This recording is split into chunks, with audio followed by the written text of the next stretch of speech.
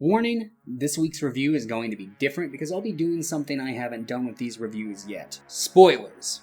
I'm tired of dancing around them. If you don't want spoilers for All Hallows Eve, you might want to leave. Get out of here. Go! Are you gone?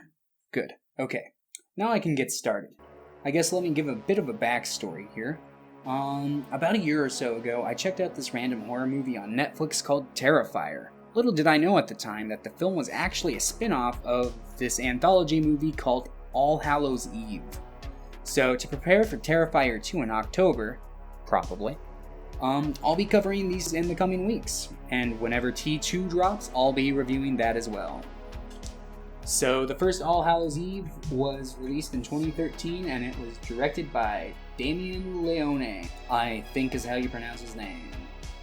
Might be wrong, but I'm not gonna look it up. Alright. So our film begins with a babysitter and two brats on Halloween night. One of them finds a random tape that they don't remember receiving, and the three decide to watch it. One of my biggest pet peeves with this movie is the fact that with any given short we watch, it'll cut away at random moments to give us the reactions of the characters watching the tape. This is super distracting and takes me out of whatever short is being presented. The first one we watch is one called The Ninth Circle. The short is pretty basic. It's Halloween night and we see this woman waiting at the train station. Here she encounters Art the Clown.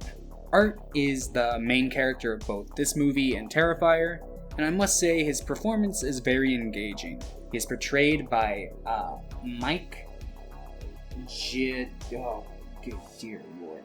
Mike Gianelli. That's Mike Gianelli. That's what I'm gonna go with. I'm sorry if that is wrong. I don't think this movie or Terrifier are very good, but I know his performance might make these movies a worthy watch for many horror heads out there. He's very animated and honestly, in my opinion, has a pretty menacing clown design. I think the film and the makeup feel a little less developed in this film than it did in Terrifier, but that makes sense seeing how this is the earlier installment. But anyway, so this woman has a creepy encounter with Art at the train station where she is drugged by him after a funny flower bit. When she awakes, she's in an underground tunnel of sorts, chained up with two other women. The three argue about whether to escape or stay put and hope help comes. But this conversation is quickly put to an end when one of them is yanked away. This causes the other two to head the direction she was dragged away to.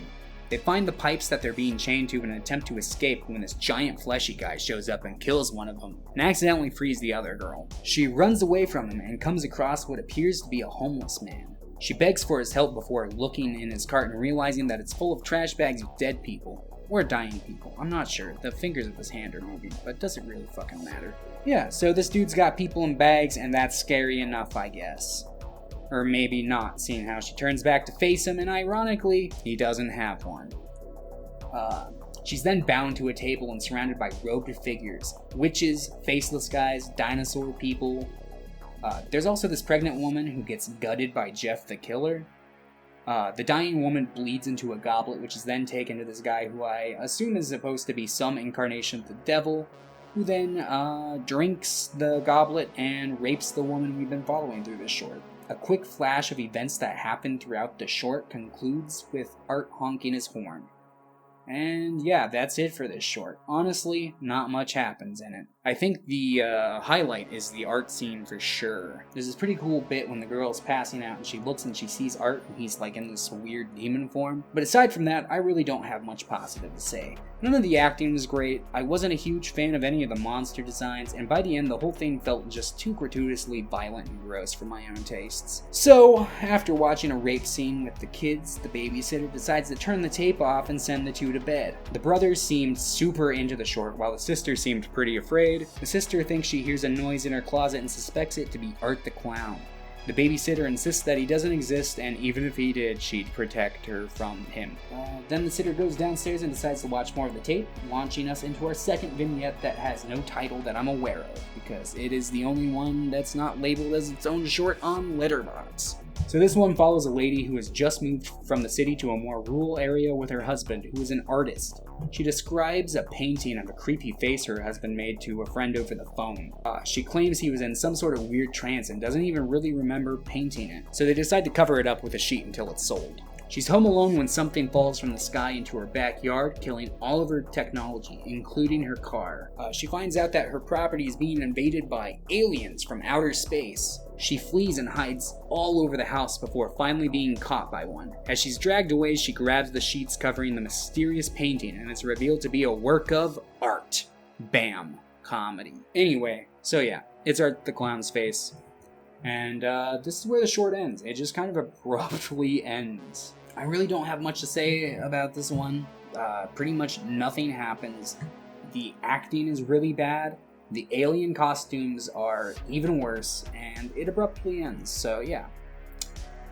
Oh, and every time I almost feel any sort of tension during this short, it cuts to the babysitter chilling on the couch drinking some wine. Like, oh, yeah. So after getting a little tipsy and turning the tape off, she notices someone watching her. It appears to be one of the spooky aliens we just saw from the most recent short, so she goes upstairs to check on the kids to find them sleeping in the same bed. The sister was too scared to sleep in her own room, insisting that sounds were coming from her closet. The babysitter accuses the boy of coming downstairs, claiming she heard him run away. However, the boy says that he keeps hearing her check up on him. The babysitter nods this off and assures the children that their parents will be home soon. She starts heading back downstairs and almost decides to check the girl's room, but decides to go downstairs and finish the tape. This takes us to the third and final short, Terrifier, which sort of acts like a pilot for the actual feature-length Terrifier movie. This is probably the best of the three shorts, which honestly isn't saying much, but despite that, this one probably has some of the worst acting. Now look, when I say this, I don't want to sound mean. I'm pretty sure the low quality acting in this movie was intentional and the actors were just having a fun time. But still, it's bad. We follow this woman who's low on gas, so she stops at a gas station where Art the Clown is being kicked out for smearing his shit all over the walls. After shooing the clown away, the gas station employee fills up her vehicle and writes down the directions to the interstate for her. He begins to verbally explain this to her when he hears some noise coming from inside the station. He tells her to wait while he goes and checks it out, and she does. God damn. This character makes the stupidest decisions throughout the course of this short. Like, the dude wrote the directions down for you. Are you incapable of reading? Does he really need to verbally explain them to you? I guess so. She waits around for him, but after taking a while, she decides to go inside and check on him. There she finds his body being cut up by Art the Clown. She immediately runs away and gets in her car and begins driving. She calls 911, maybe, but they don't seem to properly respond to her call. She notices that Art has somehow teleported ahead of her on the side of the road where she's driving. She freaks out and swerves into oncoming traffic, causing her to crash. Her car is fine though, but later on she pulls over after finding an obviously broken down vehicle on the side of the road and decides to harass the unconscious passenger inside to ask for help. The driver turns out to be horribly injured with a messed up face and hands missing. So the girl freaks out and gets back in her car. She begins driving again, but Art turns out to be in the back seat and starts to suffocate her with a sheet of plastic. In what may be this character's first logical choice during this entire short, she decides to tear a hole near her mouth in the plastic to breathe. Then she slams on the brakes, sending the clown flying into the dash. She then books it into the woods and she hides out in a shed, managing to lock herself inside and the clown out. But after taking a quick nap in the dirt, she awakens to Art digging his way up. She manages to stab him and escape, hitching a ride with some dude in glasses who was just trying to take her to a police station. But Art just drives his vehicle up to the side of them and shoots the guy point blank in the head, causing the two to crash. She awakens strapped to a table where we find out she's had her breasts, arms, and legs removed, while Art has carved the words cunt, slut,